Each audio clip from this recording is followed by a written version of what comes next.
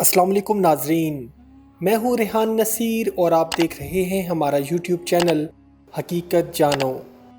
دوستو، ماہ شعبان کی 15ویں شب شب بارات ہے۔ مختلف احادیث مبارکہ میں شب بارات کے بے حد فضائل بیان کیے گئے ہیں۔ یہ مبارک رات گناہوں پر نادم ہونے اور اللہ کا قرب حاصل کرنے کا ایک موقع ہے۔ اس رات کو رحمتوں کے دروازے کھل جاتے ہیں اور برکتیں نازل ہوتی ہیں، اور اللہ تعالیٰ اپنے بندوں کی خطاؤں کو معاف فرما دیتا ہے۔ دوستو، جب بھی شعبان کا مہینہ شروع ہوتا تو صحابہ کرام حضرت محمد صلی اللہ علیہ وآلہ وسلم کو غیر معمولی عبادت میں مصروف پاتے۔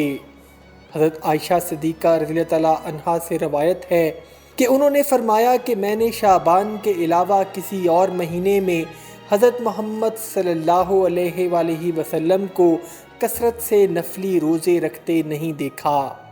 علامہ نووی رحمۃ اللہ علیہ نے شعبان میں حضرت محمد صلی اللہ علیہ وآلہ وسلم کی کثرت سے نفلی روزے رکھنے کی وجہ سے شعبان میں روزہ رکھنے کو مسنون قرار دیا ہے۔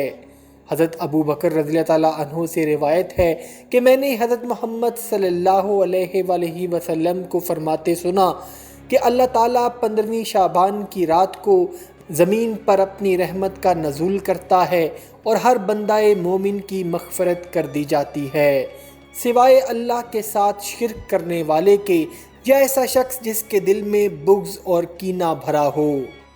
آپ صلی اللہ علیہ وآلہ وسلم نے ارشاد فرمایا کہ اے عائشہ، جانتی بھی ہو یہ کون سی رات ہے؟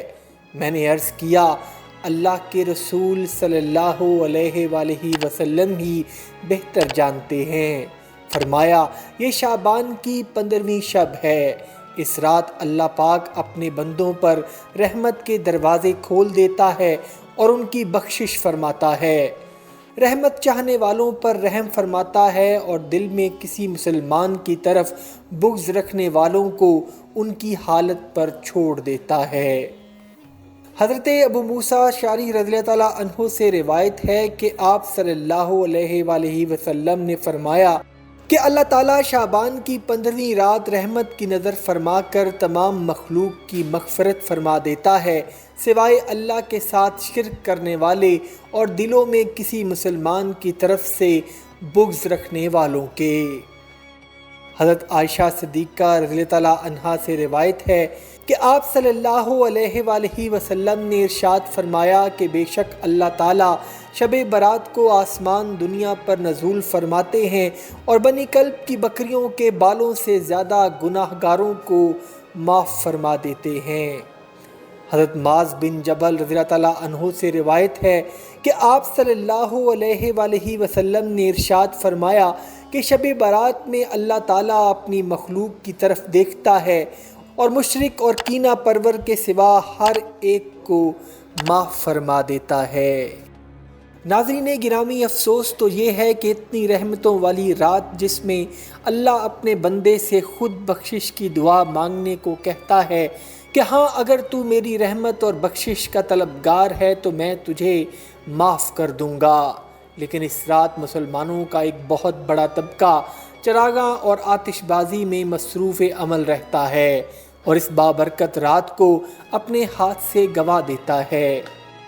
کہا جاتا ہے کہ برِ صغیر میں مسلمانوں نے یہ طرز عمل ہندوانہ رسم و رواج سے اپنایا جس میں دیوالی پر آتش بازی کی جاتی ہے، اور مسلمان شب برات میں پہلے چراغاں کرتے تھے اور پھر انہوں نے آہستہ آہستہ آتش بازی کو بھی اس کا حصہ بنا لیا۔ لیکن علماء کرام کے مطابق دین اسلام میں شب برات کی رات کا ان دونوں اعمال کے ساتھ کوئی تعلق نہیں، بلکہ یہ دین اور اللہ کی قربت سے دوری کا باعث بنتے ہیں۔ اللہ سبحانہ و تعالیٰ سے دعا ہے کہ وہ شب برات کی برکت سے ہمارے گناہوں کو معاف فرمائے اور امت مسلمہ کے لیے آسانیاں پیدا کرے۔ آمین یا رب العالمین، وما علینا الا البلاغ المبین۔